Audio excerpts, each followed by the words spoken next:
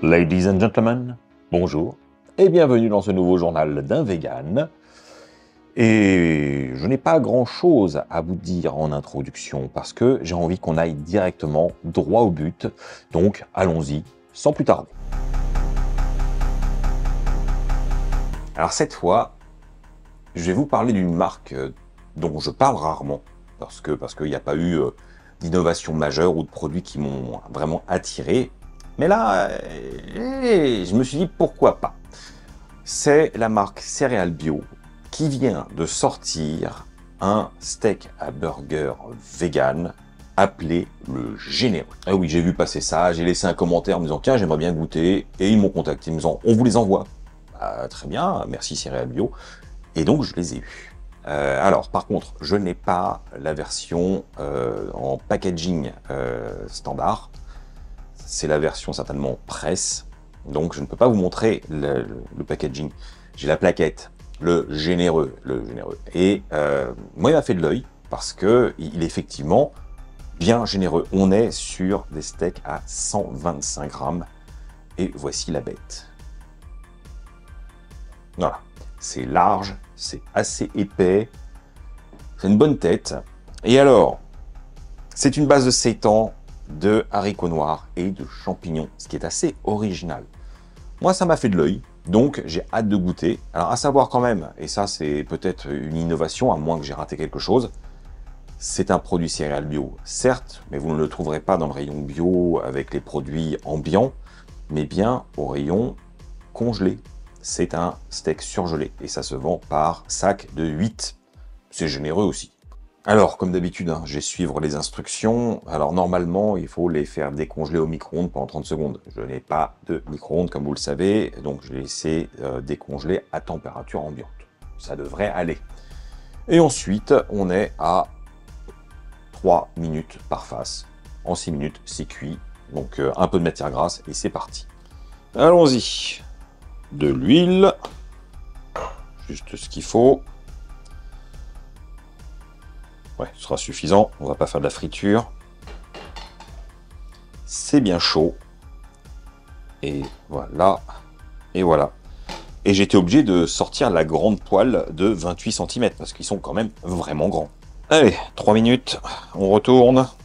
Ouh. Ils ont bien doré. Juste griller ce qu'ils font en surface. Et ça sent pas mauvais. Et voilà. 3 et 3 font 6. Mon steak à burger est cuit. Et on va, sans plus attendre, voir ce qu'il en est. Alors, déjà le croustillant au-dessus est assez sympa. C'est original. C'est bien cuit. Pas de problème. Goûtons.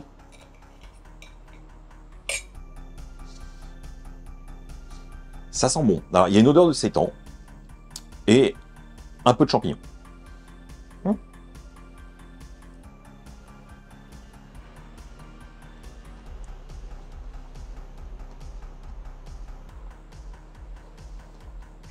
Ok. On est sur un steak très tendre, très moelleux en bouche, avec un jeu de texture lié à ce croustillant extérieur.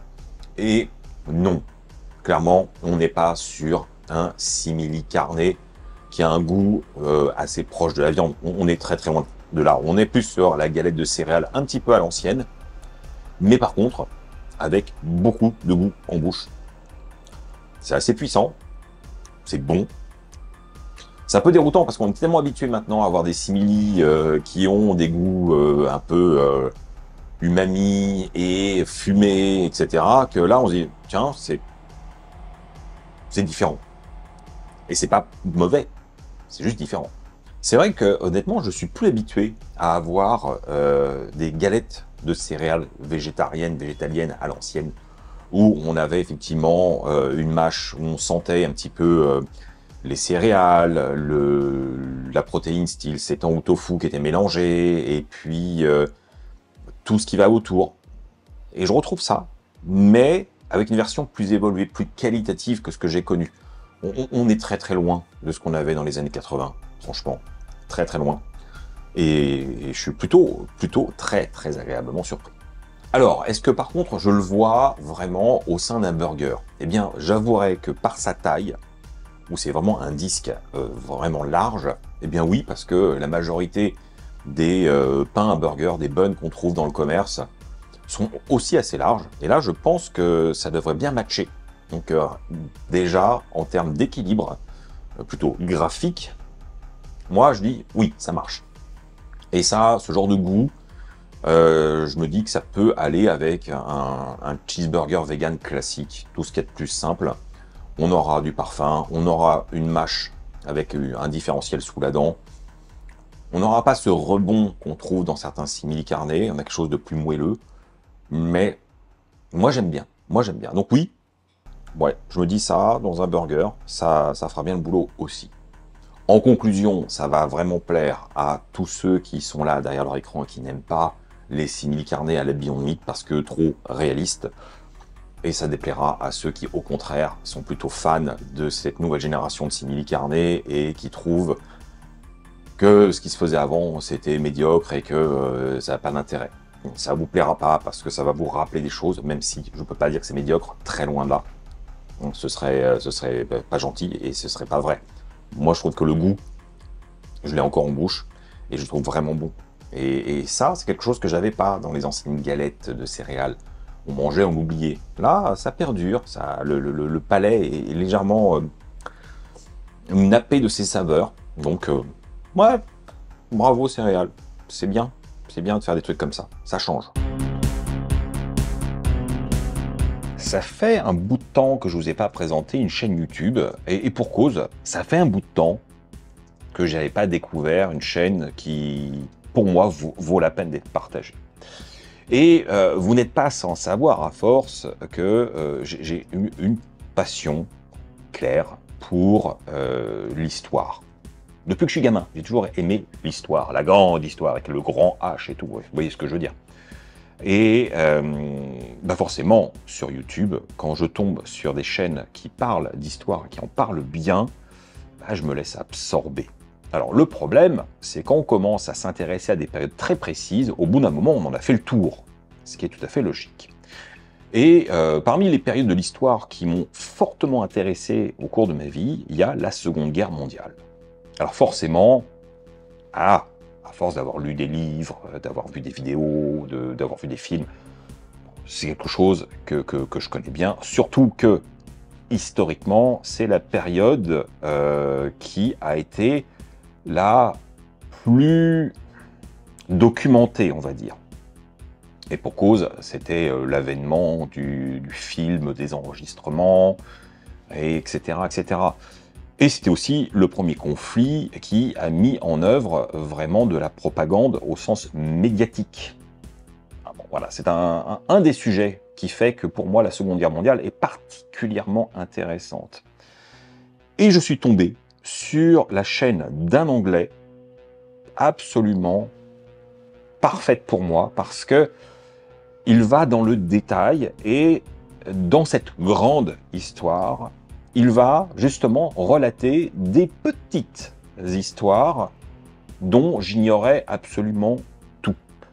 Alors pour moi, forcément, c'est un régal, puisque j'apprends encore plus de choses, des choses plus pointues.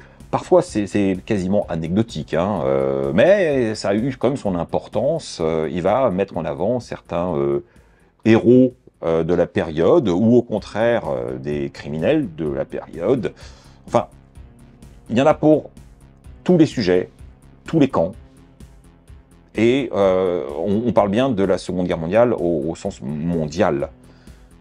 Donc que ce soit le conflit européen, ou le conflit du Pacifique, ou ce qui s'est passé au niveau de l'Afrique du Nord, etc., etc.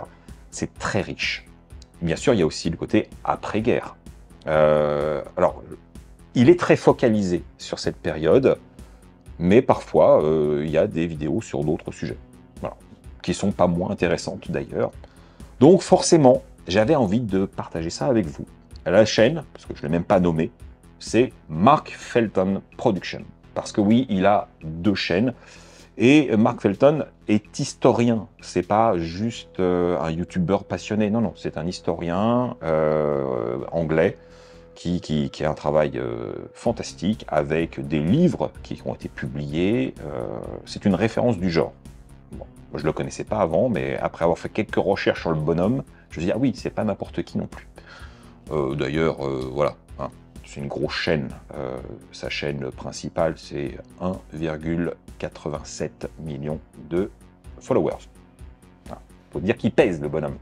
Bref, si vous vous intéressez à l'histoire, si vous avez un attrait sur la période de la Seconde Guerre mondiale, je pense que vous allez vous aussi vous régaler. Et c'est pourquoi je me devais de partager ça avec vous.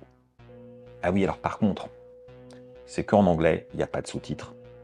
On pourra le regretter, mais voilà, on est sur un anglais parfaitement littéraire, clair, limpide à l'oreille. Pour ceux qui ont quelques bases, ça devrait passer. Si vous êtes bilingue, ça passera. Bon, après, oui, forcément, si vous ne parlez pas du tout anglais, ça va être compliqué quand même.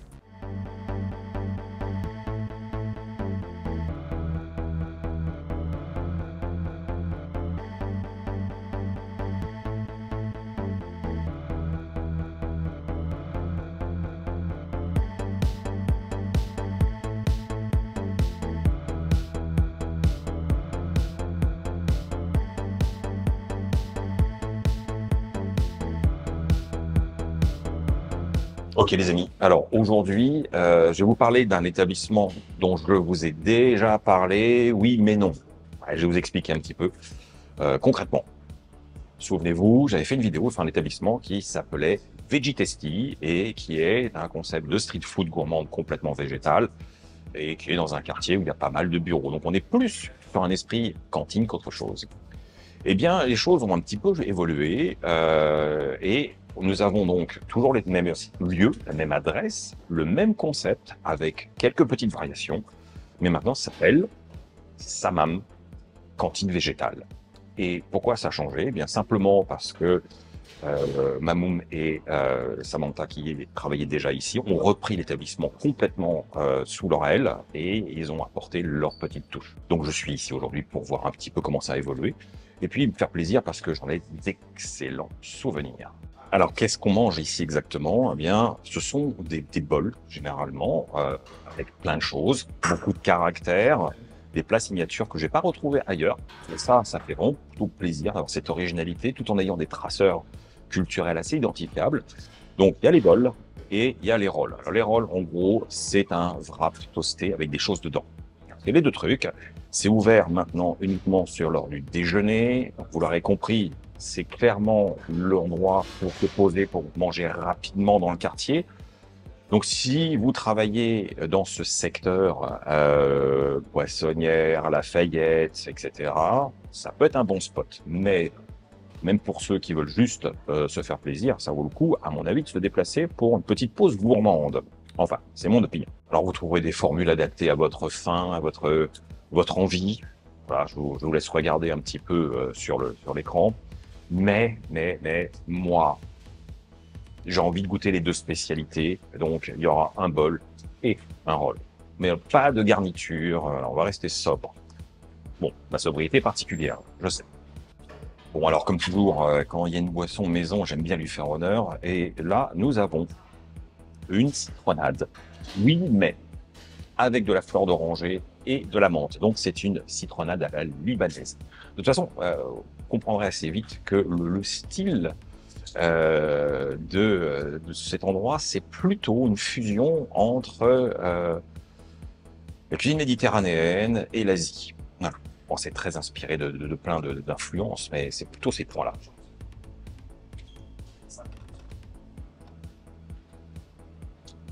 Mmh. Ah, ça me plaît bien, ça. Mmh. Franchement, la fleur d'oranger, c'est un charme quand même particulier. C'est super bien dosé. C'est pas une forte acidité pour une citronnade. Elle est très douce, mais pas hyper sucrée. Même finalement assez peu sucrée. Ce qu'on va ressentir, c'est vraiment le goût fruité du citron, la fleur d'oranger et une petite pointe de menthe derrière qui rafraîchit l'ensemble. C'est délicieux. C'est délicieux. Donc, ah, ça commence bien.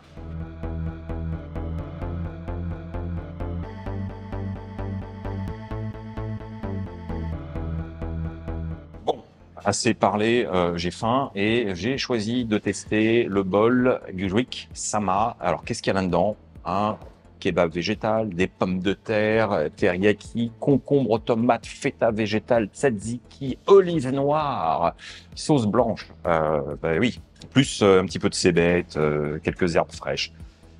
C'est beau. C'est un beau bol, hein. Il y a ce qu'il faut, hein. Mais bon, ce n'est que le début, hein. N'oubliez pas, j'ai un rôle après. Pourquoi je fais ça? Mais pour vous, forcément. Allez, voyons ça. J'ai pris un peu de tout. Mm. Mm. On est déjà le 7 ans et maison. Ça se sent très bien cuisiné, très aromatique. Les crudités sont fraîches. La sauce, waouh. Le tzatziki vegan, il est top. Allez, bouchée suivante parce qu'il y a vraiment beaucoup de choses dans le bol. Donc chaque bouchée, comme bien répartie sur l'ensemble, va être un petit peu différente, quoi. Mmh. Oh, les petites pommes de terre. L'assaisonnement fait vraiment un lien entre les différents ingrédients. C'est délicieux. Je suis content d'être là, franchement. Ce qui est très agréable, c'est qu'on a des ingrédients qui sont chauds, d'autres qui sont froids, mais qu'ils sont bien séparés dans le bol, ce qui fait que on n'a pas à ce côté le chaud qui ramollit le froid et que ça fait bizarre. Non, c'est bien étudié. Voilà, je le souligne.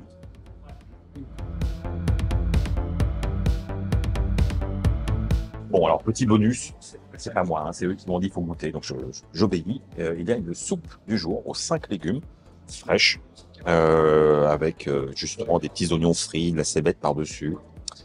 Voilà, on est sur un velouté de légumes.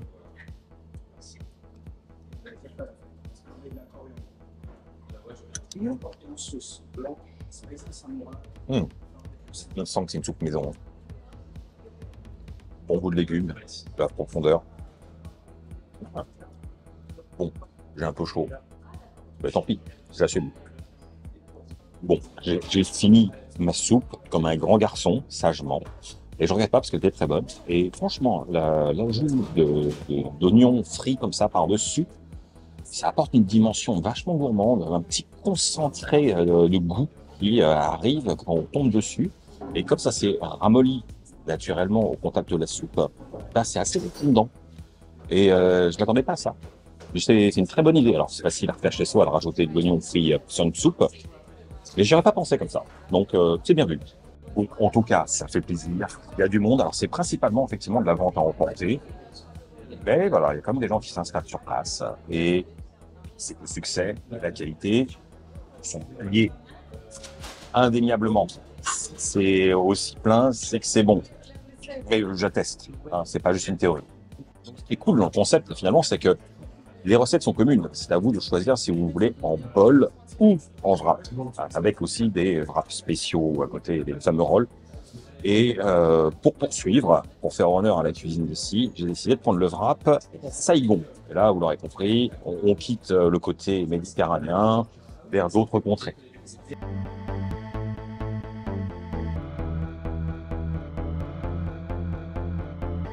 Ok, voilà la bête. Ça fait son poids, hein. En fait, c'est un repas. Allez.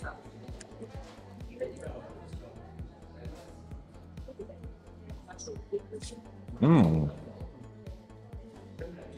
Ah, c'est bon ça. Mmh. Je suis sûr que vous apprécierez de voir un peu ce qu'il y a dedans.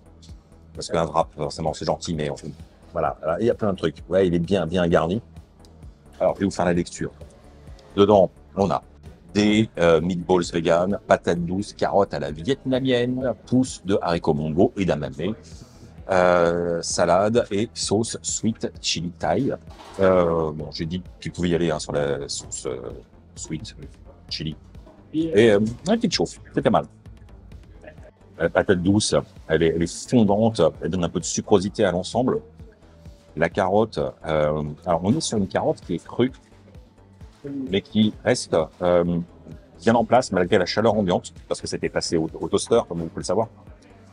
Et je trouve ça intéressant, parce que on a le côté cru en bouche, mais on a le côté chaud aussi. Et c'est pas bizarre, c'est juste surprenant.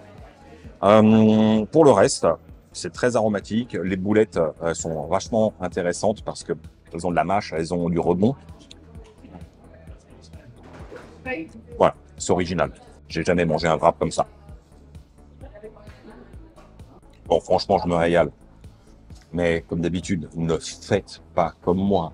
C'est soit un bol, soit un wrap. C'est pas les deux. Hein.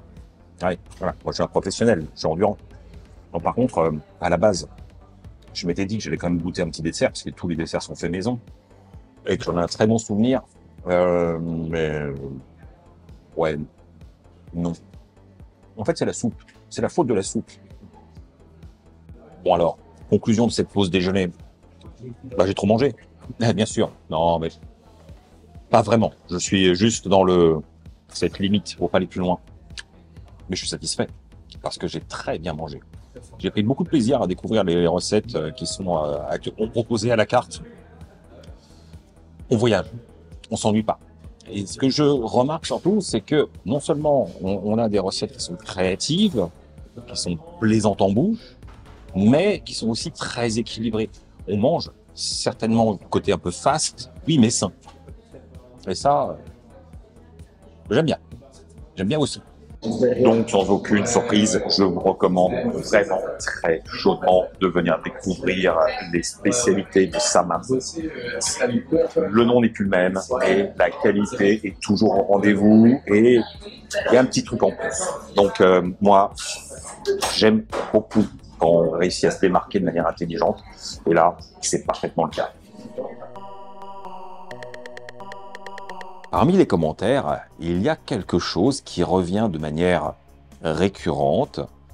C'est un regret que les choses, quand je parle de véganisme, se passent à Paris et pas forcément ailleurs. Alors, ce sont des commentaires qu'il y a ici sur YouTube, sur Instagram, mais aussi sur d'autres comptes, d'autres créatrices et créateurs. Il y a ce regret, cette amertume de dire « Ah oui, mais c'est toujours à Paris que ça se passe, chez moi, j'ai rien. » Et force est de constater que c'est une réalité. Paris reste un peu l'épicentre du véganisme en France, quoi qu'on fasse et quoi qu'on en pense. Il est légitime, quelque part, de se poser la question du « Mais pourquoi ? La France, c'est grand, on a de très belles villes dans toutes les régions, avec une densité de population variable, mais parfois assez importante. Donc, pourquoi Paris? Mais pourquoi donc? Pourquoi est-ce que même des grandes villes style Marseille, Lyon, Strasbourg, Bordeaux, Toulouse ne regorgent pas d'autant de choix qu'à Paris? Grande question. Et moi, j'ai quelques théories, et j'ai envie de les partager avec vous. C'est vrai qu'il suffit de faire un petit tour sur Apicao et de taper le nom de certaines villes françaises, quelle que soit leur taille, pour constater, avec une certaine amertume et tristesse, que certaines villes sont complètement démunies de restaurants véganes, même végétariens, et qu'il faudra parfois se contenter de l'option végane d'un restaurant libanais de quartier. Je caricature à peine. Il y a beaucoup d'endroits où il n'y a rien. Et d'ailleurs, si vous êtes aussi nombreux à vous plaindre dans les commentaires qu'il n'y ait rien chez vous, c'est bien une réalité. Je ne vais pas partir sur la base que vous vous trompez, que vous avez mal cherché.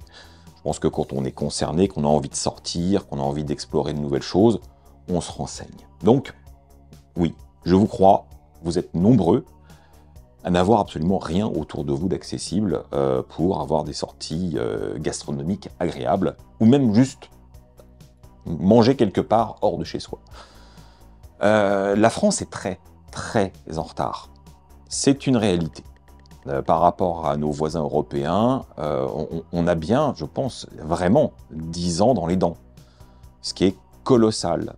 Et même si les choses ont évolué, ben ça n'évolue pas assez vite. Et je comprends que ça puisse occasionner une certaine aigreur, ou même une souffrance, parce que on a peut-être l'impression de se trouver comme une sorte de citoyen de seconde zone qui n'accède pas à tout comme les autres, comme c'est montré sur les réseaux sociaux, comme ce que je vous montre, puisque finalement, allez, à 95% du temps, ce que je vous montre se passe à Paris. Normal, j'habite à Paris, je bouge pas énormément de ma ville, donc je vous montre ce que j'ai à porter.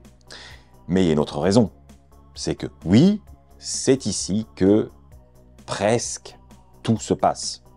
Donc heureusement que je suis là, parce que sinon, je pense que je vous parlerai pas souvent de restaurants selon la région où j'habiterai. Donc d'après moi, pourquoi est-ce que Paris reste vraiment une capitale française végane? Alors déjà, je pense que la raison, elle est strictement économique, purement business. Je m'explique. Bien que Paris soit une ville réputée pour être particulièrement chère dans son logement, et c'est le cas pour tout ce qui est local commercial aussi, c'est certainement le lieu quand même où vous avez le moins de risques de vous planter par rapport à la demande. Si vous voulez monter un restaurant ou une boutique, parce qu'il ne faut pas oublier aussi les boutiques, Paris, c'est un laboratoire d'expérience où vous aurez une population cosmopolite, plutôt ouverte et curieuse, qui a soif de nouveautés, pas si conservatrice, qui permettra, peut-être, avec un peu de chance, d'avoir un business pérenne. Et c'est pas une garantie. D'ailleurs, c'est aussi pour ça que je peux vous montrer régulièrement des nouveautés de ce qui se passe à Paris. Parce qu'il y a de nouveaux restaurants, de nouveaux commerces qui s'ouvrent.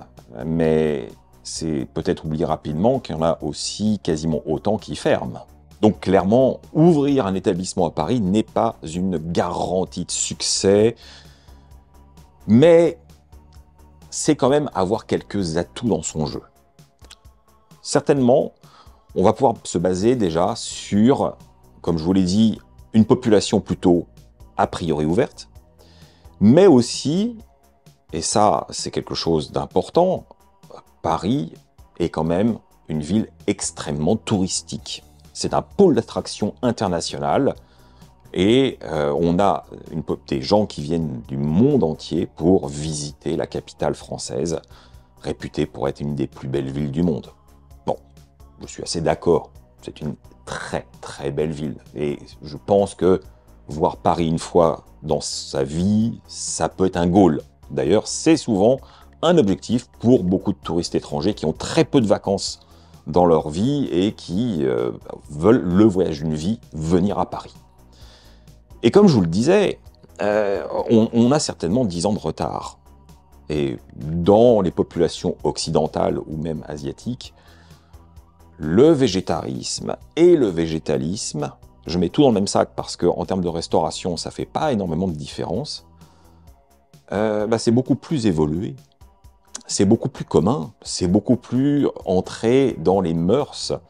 Donc vous avez statistiquement plus de chances d'avoir des touristes végés qui viennent à Paris qu'ailleurs. C'est quelque chose qui est rassurant. C'est un pôle de clientèle nouvelle qui revient dans l'établissement et qui permet de faire vivre au-delà des habitués ou des curieux locaux. Et ça, malheureusement, toutes les villes ne peuvent pas en dire autant, loin de là. Car ne nous leurrons pas, si un restaurant vegan est plein sur son service du midi, par exemple, c'est pas qu'il est plein de véganes. Pas du tout. Peut-être que vous avez, allez, 5% de véganes dans la salle. Le reste, ce sera des touristes, ce sera des locaux, ce sera des gens qui viennent faire une pause déjeuner. Ça ne veut pas dire qu'il n'y a que des gens de passage, il y a aussi des habitués. Et il y aura aussi des véganes, il y aura aussi des végétariens. Mais clairement, la majorité des gens qui viennent dans les restaurants ne sont pas forcément concernés à la base. Ils sont juste curieux de manger quelque chose de différent. Et c'est cette ouverture d'esprit qui permet de maintenir à flot certains établissements. Sans ça, je peux vous dire qu'ils seraient morts. S'ils étaient simplement basé sur une clientèle végane avec quelque chose de peut-être un peu trop militant comme forme, il ne tiendrait pas. C'est impossible. Donc, ici, on a peut-être plus cette envie de nouvelles tendances. Et encore, je dis on, moi pas particulièrement. Hein, voilà. J'aime bien les trucs très tradis aussi, tant que c'est végétal. Mais c'est une partie de l'explication. Pour moi, si on a l'opportunité de trouver autant de choix à Paris, c'est parce qu'on a un brassage culturel, qu'on a beaucoup de touristes et qu'on a beaucoup de gens curieux. Est-ce que c'est le cas dans toutes les régions? Malheureusement, je ne pense pas. Et pourtant, il suffit de regarder. On a eu quand même des trucs extraordinaires qui sont passés hors de Paris, qui existent toujours, ou qui ont malheureusement fermé. Je pense typiquement au Gorilla de Nice, qui a été quand même le premier restaurant vegan avec un titre de maître restaurateur. Première dans l'histoire. Le titre de meilleur restaurant végétarien au monde a été décerné au Culinara Hortus, qui est à Lyon, pas à Paris. Le premier restaurant vegan étoilé au monde est dans le bassin d'Arcachon. Bon, voilà. Donc à Paris, on a des restaurants asiatiques, on a des burgers, on a un peu de bistronomie, on a plein de petits trucs sympas, mais honnêtement, on n'a pas beaucoup de restaurants qui tirent leur épingle du jeu par un savoir-faire culinaire. Il y en a quelques-uns, mais c'est pas pléthore d'établissements. On a plutôt des restaurants un petit peu fast-food, street-food et cuisine du monde. D'ailleurs, j'adore ça, donc je m'en plains pas. Mais comme quoi, il se passe des choses ailleurs. Le tout, c'est que ça tienne. Malheureusement, on sait que le restaurant de Nice a fermé, que le Ona du bassin d'Arcachon a fermé, peut-être temporairement, mais c'est toujours fermé. Culinara Hortus reste très végétarien, pas très vegan friendly, parce que ils estiment que la population n'est pas prête.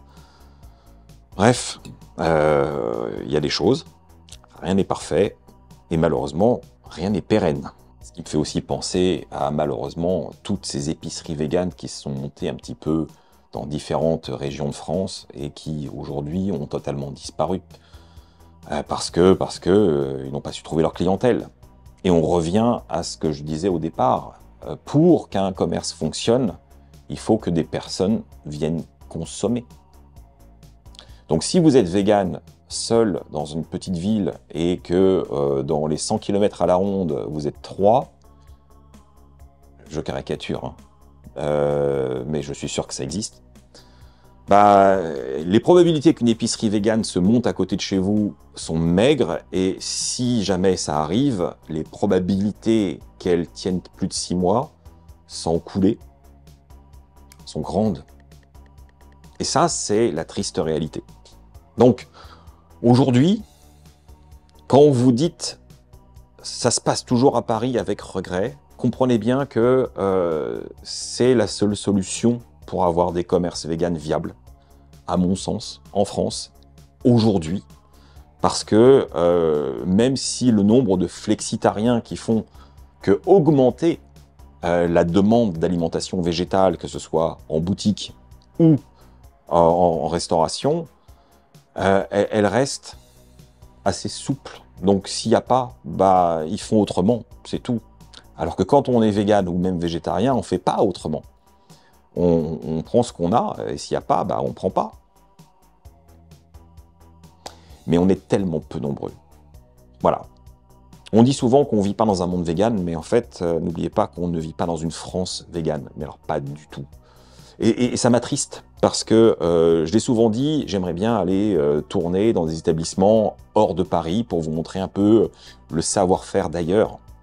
Bon, déjà, il y a ce problème logistique et financier que ça engage, mais très très honnêtement, quand j'ai l'occasion d'aller quelque part dans une ville, je regarde toujours s'il y a matière à vous montrer quelque chose, et sans paraître méchant, ni méprisant. Il y a des endroits où le seul établissement vegan aux alentours est juste hors du temps. Je ne peux pas vous montrer ça. On dirait une cuisine vraiment triste, celle qui nous est reprochée. Il y a des endroits qui sont à travers la France qui n'ont pas évolué et qui ne donnent pas envie. On voit les photos, on se dit mais non, j'ai pas envie de manger ça. J'ai pas envie de me déplacer pour ça. Et je suis sûr qu'il y en a certains d'entre vous qui se contentent de ce genre de choses parce qu'il n'y a pas le choix. Et c'est pas un jugement, c'est juste factuel.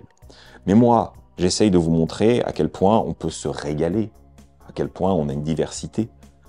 Et c'est problématique. Je ne peux pas aller dans un endroit pour vous montrer qu'il y a, oui, un restaurant vegan, mais que c'est pas très bon, que c'est pas très fun, que c'est pas très créatif, et que ça donne pas envie. Et j'ai pas envie d'enfoncer ces établissements, parce que heureusement qu'ils sont là. Mais je m'étonne pas s'ils ont du mal, parce que je pense que je serais pas vegan, en aucun cas, j'irais dans ce type d'établissement. Et je finirai sur une autre remarque, toujours liée un peu à cette friction entre Paris et la province. J'ai souvent ce commentaire de « À quand tel établissement chez nous ?» Vous savez, tous les restaurants n'ont pas vocation à devenir des chaînes ou à avoir des succursales autres que leur établissement. Déjà, faut savoir qu'à Paris, il n'y a pas beaucoup d'endroits où ils ont plusieurs adresses. Pourtant, Paris, c'est grand et il y a de quoi faire. On a à Paris des arrondissements désertiques qui valent le fin fond de la Creuse. J'ai rien contre la Creuse. Mais c'est un constat. S'il y a une adresse dans tout l'arrondissement, c'est la fête. On a ça aussi à Paris. Et dès que vous allez sortir de Paris, même en petite ceinture, sur les villes de banlieue proches, les adresses véganes sont extrêmement rares. Il y en a quelques-unes, et ça ne veut pas dire qu'elles ne fonctionnent pas, mais c'est chaud, c'est très chaud. Et dès que vous vous éloignez de Paris, ça devient le désert total. Donc pas besoin justement d'aller au fin fond de la Creuse pour se retrouver dans un désert véganique. Franchement, voilà, c'est aux portes de Paris. Donc non, ne vous attendez pas à que VG Pâtisserie ouvre des pâtisseries véganes dans toutes les grandes villes de France. Ce n'est pas du tout dans ses projets. Contrairement à London Monkeys, qui est officiellement ouvert à faire des franchises pour ceux qui veulent. Voilà, donc comme quoi, c'est pas les mêmes politiques pour des activités communes. Pareil pour des restaurants, typiquement, je pense à Hank Burger. Hein, Hank Burger, ils en ont ouvert à Lyon, et je crois qu'ils ont ouvert à Lille. Donc eux, ils ont réussi à faire une toute petite chaîne de burgers vegan. Mais voilà, on n'est pas non plus sur une couverture du territoire extraordinaire. Et c'est certainement le modèle le plus étendu. Et finalement, j'ai pas vraiment de conclusion, parce que je ne fais que théoriser par rapport à mes observations, essayer de répondre à une problématique que vous évoquez assez régulièrement et que je comprends, et franchement, je compatis. Moi, je suis dans une ville où j'ai à peu près tout ce que je veux en termes de véganisme et même de produits du monde qui font que je peux avoir une cuisine très diversifiée, ouverte et créative. Je sais que typiquement mes parents qui aiment bien refaire des recettes de temps en temps que je conçois ont un mal fou à trouver certains ingrédients qui pour moi sont assez simples, et ils me disent mais pas du tout, nous on n'a pas ça, parce que dans leur ville ils n'ont pas d'épicerie asiatique, ils n'ont pas d'épicerie orientale, ils n'ont pas d'épicerie cachère, ils n'ont pas accès à des produits facilement hors de ce qu'on trouve de manière générale dans un hypermarché, un supermarché ou le marché local. Ce qui est tout à fait normal, et je pense que vous êtes nombreux dans ce cas. Donc, faites pour le mieux. Mais je peux vous dire, ça ne sert à rien de vous plaindre, parce que c'est pas prêt de changer. Les choses prennent du temps. Je le regrette, mais c'est ainsi. Alors, la semaine dernière, je vous parlais d'un nouvel établissement qui a ouvert à Paris, à savoir Buddy Buddy, un coffee shop complètement vegan, qui avait aussi pour particularité de produire et de créer des recettes de pâte à tartiner, beurre d'oléagineux, un peu travaillé. Ok, bon, Laura qui a une passion pour tout ce qui est pot de trucs qu'on va tartiner, elle en a acheté. Bon, c'est l'occasion de goûter. Alors, on va commencer par ça. Le praliné chocolat. Alors bon, hein, forcément, c'est vegan, et puis derrière, c'est du bio, sans huile de palme, etc. C'est fabriqué à Bruxelles. Là, on est sur des noisettes du Lot-et-Garonne, bref. Alors, c'est bien de se donner bonne conscience. Pourquoi pas? Mais est-ce que c'est bon? Ouais, c'est le seul truc qui m'intéresse. Bon, bien sûr, elle a déjà tapé dedans, hein, mais moi, je ne sais pas. Voyons. Praliné chocolat. Il y a quoi dedans? De la noisette française et du chocolat noir belge. Voilà.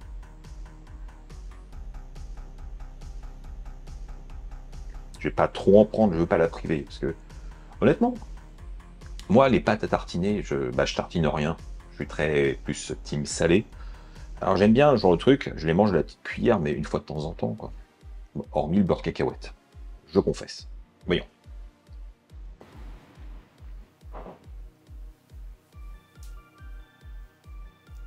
On a un bon équilibre entre le chocolat, la sucrosité globale et la noisette qui est vraiment assumée. Alors il y a du grain, on n'est pas sur une pâte à tartiner lisse, il y a un petit grain. C'est clairement à l'équilibre des saveurs. C'est très plaisant. Ouais. Concrètement, pour moi, on est sur quelque chose d'assez pâtissier. On est sur une pâte à tartiner assez adulte. C'est clairement pas le genre de choses que j'imagine sur une tranche de pain grillé le matin à la va-vite. Non, c'est le truc qu'on va sortir pour un brunch, enfin, sur des pancakes maison. Mais c'est très adulte, c'est un petit plaisir, mais c'est pas... Je pense que des enfants seraient très très déçus d'avoir ce genre de pâte à tartiner. Alors, c'est pas hyper sucré, c'est pas hyper rond, ça a un caractère. Ça a du charme, je peux pas dire le contraire, loin de là. Et je poursuis cette dégustation avec l'autre pot, le Peanut Butter Cup. Ah là là. Peanut butter, là, ça me parle. Alors, le beurre de cacahuète avec le chocolat, ça fonctionne indéniablement. Donc là, on est sur 75% de cacahuètes pour 25% de chocolat noir belge. Voyons. Ça sent le beurre de cacahuète. Même respecter le pot et pas trop en prendre.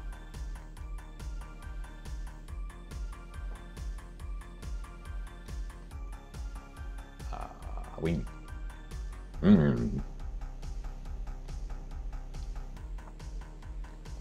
C'est très bon. Ah oui, c'est très bon. On est sur un beurre de cacahuète avec sa texture un peu grasse, un petit peu de gras. On n'est pas forcément sur la catégorie crunchy du beurre de cacahuète, mais il y a un petit grain qui n'est pas déplaisant. Et la sucrosité générale est assez bien dosée, plutôt basse. On a une pointe de sel qui fait ressortir l'ensemble. Et on a une note de cacao sur le fond. C'est pas dominant. Et là, pour le coup, c'est pas forcément à l'équilibre. C'est vraiment le beurre de cacahuète avec un renfort de cacao. Et je trouve ça bien. Je trouve ça bien. C'est très bon. C'est très très bon. Alors oui, ça je peux pas dire le contraire. Voilà, c'est les petits pots de 260 grammes. Alors forcément, ça se trouve sur leur site en ligne pour les acheter. Ou à Bruxelles dans leur coffee shop. Ou à Paris dans leur coffee shop. Je ne sais pas s'il y a d'autres points de vente, honnêtement. Peut-être, peut-être. En tout cas, c'est des pâtes à tartiner qui valent le coup d'être goûtées, qui ont du caractère. L'avertissement pour moi, c'est que c'est vraiment un profil de palais adulte, genre de plaisir un peu raffiné mais gourmand. Donc c'est pas pour tout le monde. Mais pour ceux à qui ça va plaire, je pense que c'est un piège. C'est vrai que j'ai pas l'habitude de vous parler d'une série que je n'ai pas vue en entier et qui est en cours de diffusion. Et pour cause, la majorité des plateformes, voilà, elles vous livrent une saison entière et vous pouvez les regarder au gré de vos envies, à votre rythme, vous goinfrer ou au contraire la savourer. Malheureusement, moi je remarque que depuis un certain temps, des plateformes telles que Netflix, pour ne pas la nommer, ont cette tendance à avoir des productions en flux tendu sur certaines séries phares et qu'il faut attendre chaque semaine pour avoir un nouvel épisode, comme on l'avait avec la télévision, qui est un modèle quand même très archaïque selon moi. Et malheureusement, sur Apple TV, eh ben, il y a à peu près la même chose. Les nouvelles séries qui sortent sont souvent avec un rendez-vous hebdomadaire, ce que je regrette, parce que forcément, il y a des moments où j'ai envie de voir un peu plus. Il est assez rare que je me goinfre avec Laura au-delà de 3 épisodes dans la même soirée, parce qu'on est vraiment à fond. Non, on est raisonnable, au bout d'un moment, c'est bon, on passe à autre chose, et puis on fait la suite le lendemain, et puis voilà, en une semaine, on peut voir une saison entière, en étant voilà, généreux. Mais bon, c'est pas non plus l'orgie où on fait une nuit blanche. Faut pas exagérer. Bon, tout ça pour dire que il y a une nouvelle série sur Apple TV qui s'appelle The Big Door Prize. Et c'est un vrai coup de cœur. Alors, c'est une série un peu particulière. Je sais même pas comment la décrire. Est-ce qu'on est sur une série fantastique? Est-ce qu'on est sur de la comédie? Est-ce qu'on est sur du drame? Est-ce qu'on est sur de la psychologie? C'est un peu de tout ça, en fait. Alors, je vous donne un petit peu le contexte. On est sur une petite ville des États-Unis et dans l'épicerie de la ville, hein, où tout le monde va faire ses courses, apparaît un beau matin une machine, façon jeu vidéo, hein, une borne d'arcade, on va dire. Et cette machine a pour promesse de vous dire à quoi vous êtes prédestiné. Voilà. Et vous allez faire un test avec vos mains sur l'écran, rentrer votre numéro de sécurité sociale et votre nom. Et vous allez recevoir une petite carte, et il y aura juste un mot dessus, qui est ce à quoi vous êtes prédestiné. Alors comme ça, on se dit, oui, bon voilà, c'est rigolo, c'est fun, mais ça a des implications. Et justement, le personnage principal de l'intrigue, c'est un père de famille qui vient de fêter ses 40 ans, qui est prof au lycée de la ville, et qui est, voilà, qui est content de sa vie, quoi. Et finalement, cette machine, ça l'intéresse pas, parce qu'il se pose pas de questions sur son existence. Il dit, oui, c'est bien, voilà, voilà. Est-ce qu'on va vraiment laisser une machine dicter notre vie? Est-ce que c'est vrai? Est-ce que c'est bidon? Quelle importance? Enfin, il y a des questionnements, mais bon, il les balaye quand même un petit peu du revers de la main. On dit, bon, moi, ça m'intéresse pas. Sauf que c'est un véritable phénomène dans la ville et tout le monde passe par la machine pour savoir qu'est-ce que la machine dit. Et ça a un impact direct. Certains vont tout lâcher pour se consacrer à une nouvelle carrière parce qu'il y avait le mot. Ou qui vont commencer à assumer certaines passions, certains désirs, etc., etc.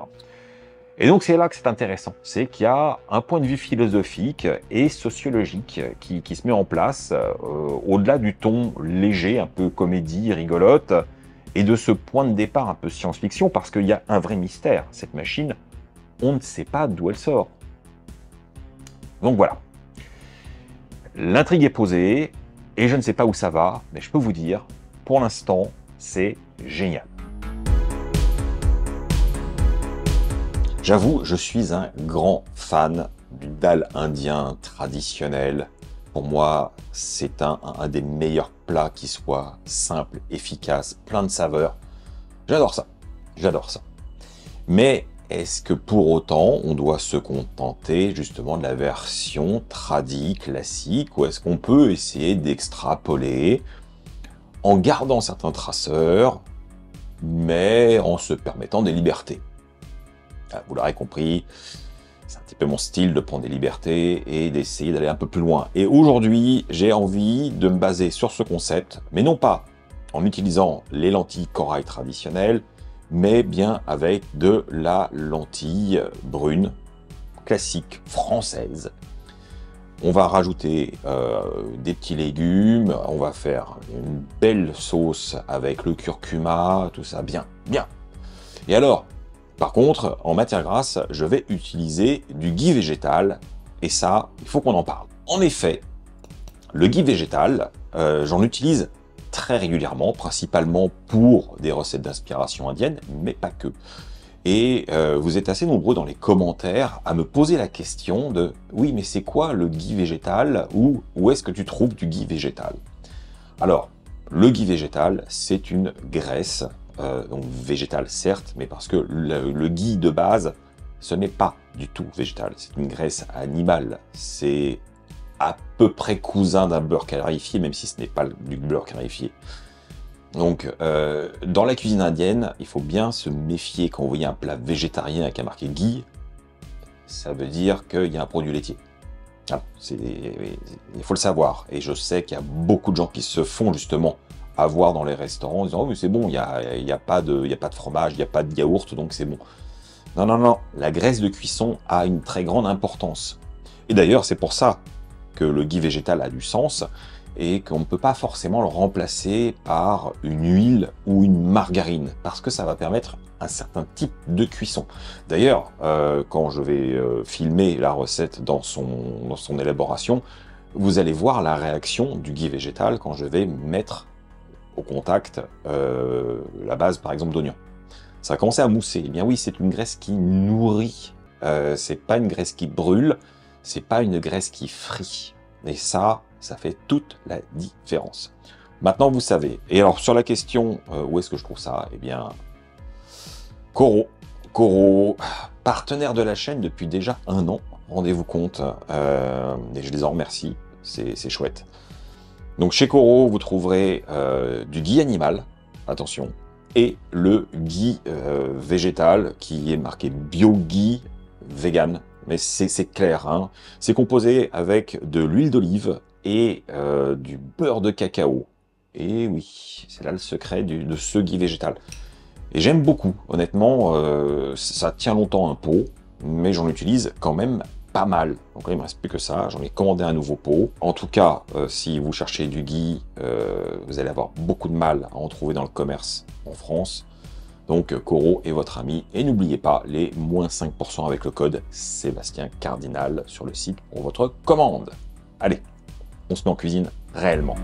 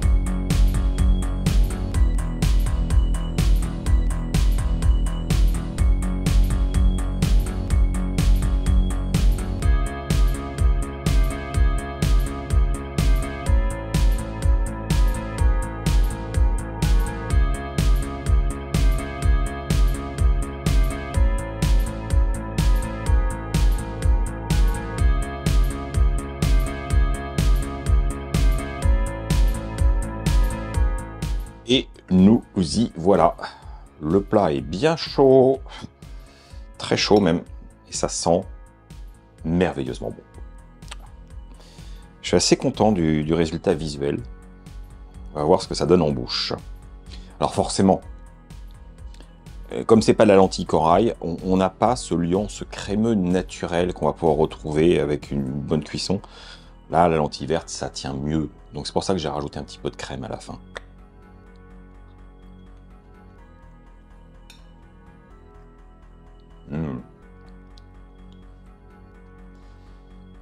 Alors forcément, entre l'ajout de cette brunoise de légumes et la lentille verte, on n'a pas exactement la même chose en bouche.